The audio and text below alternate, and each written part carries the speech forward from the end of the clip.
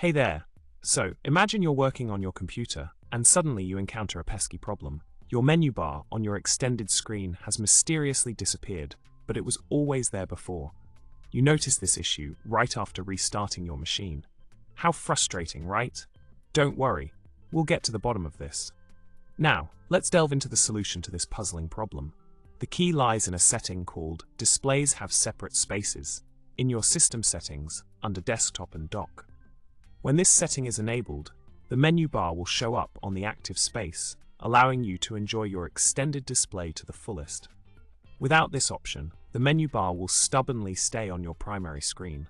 So, by tweaking this setting, you can bring back that elusive menu bar to your extended display.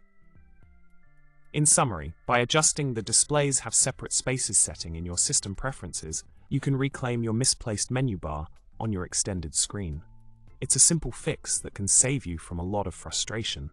And there you have it. Problem solved. Thanks for tuning in, and if you enjoyed this video, don't forget to subscribe, like, and leave a comment below. Until next time, happy computing.